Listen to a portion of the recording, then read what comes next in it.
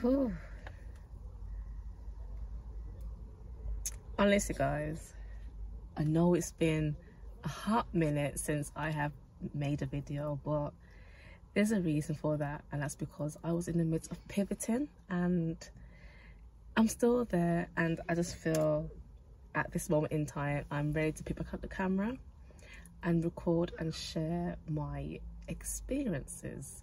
But more to the point, I just feel that as I was sitting in my car on a summer's day in this jumper, because I wouldn't have it any other way, well, we wouldn't have it any other way being in the UK, I wanted to just speak quickly about sitting in that negative emotion. I know I speak quite quick, so as I burn in the sun. Where do I start? So as you guys know, or if you don't know, catch up in my older videos, I quit my social work job last year. My job where I worked so hard to become a social worker, and it was a career that I thought I would be in for life, you know, in for 40 years, retire, you know the story. So I quit because I was experiencing a lot of stress, and I was getting panic attacks, which wasn't for me. So I felt a lot of guilt, a lot of shame, I'll be very honest, because it was almost like, where do I go now? So that in between, that meantime moment, that meantime for me looked like basically I've had to just figure out different avenues to go down, and it's been quite hard, because it's taken my path of where I thought it would be linear into just working and being a social worker to now being, okay, so where else can I transfer my skills? What else do I want to do? Do you know what I mean? And I had a bit of, you know, some no's in my face, and it has been hard, but I can see in hindsight now that them no's were for a reason, because I wasn't ready for that role, especially a maternal practitioner role, which dealt with women that have had mental health issues, with, according to them, being pregnant, post-pregnancy, during gestation of being pregnant. Do you know what I mean? So yeah, and fast forward now, 2024, 6 months in, and I'm in a completely new role. I'm in a support worker role, but now I'm a team leader support worker. Yay me. It feels good to, you know, get a pay rise to be in a new role. At first it was just, you know, just to get by, but I'm saying all this to say that in life we may have an idea of where we want to be, but I feel that as long as we have the intentions of becoming more, and we're actively, you know, seeking steps on how to improve ourselves, then I think, you know, for what I'm learning so far in this pivoting, is that you have to have patience, because how we got to where we are currently didn't take an overnight. And I think, 1 minute guys,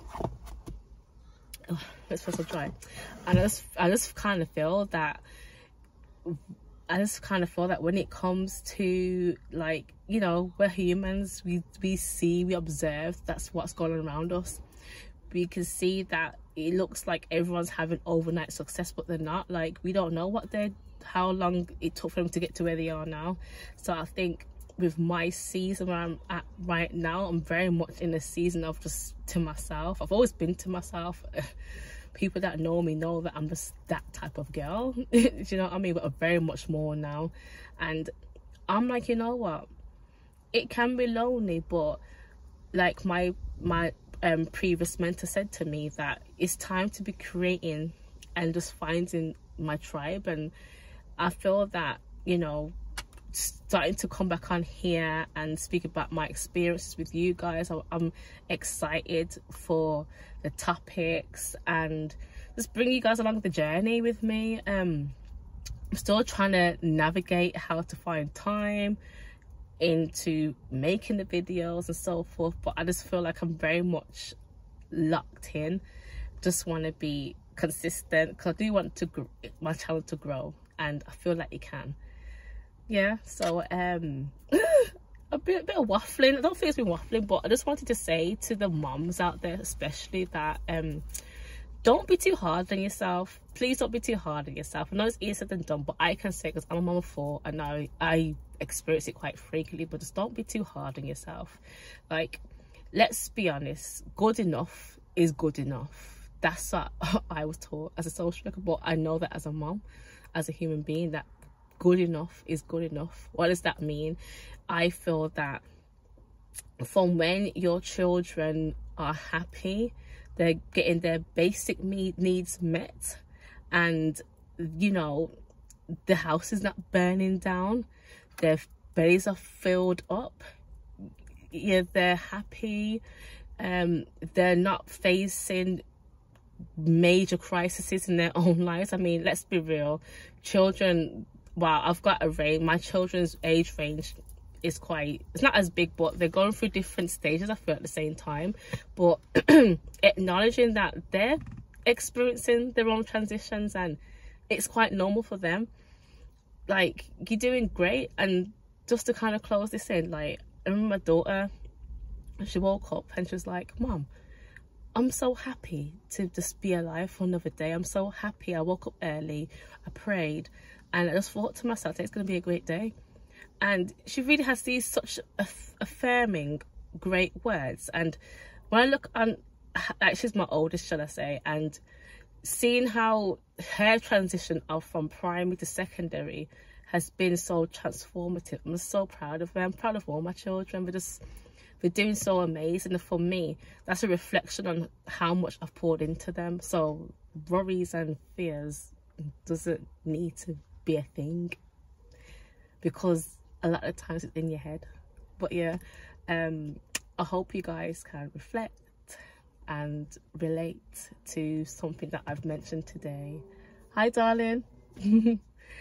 And don't be afraid.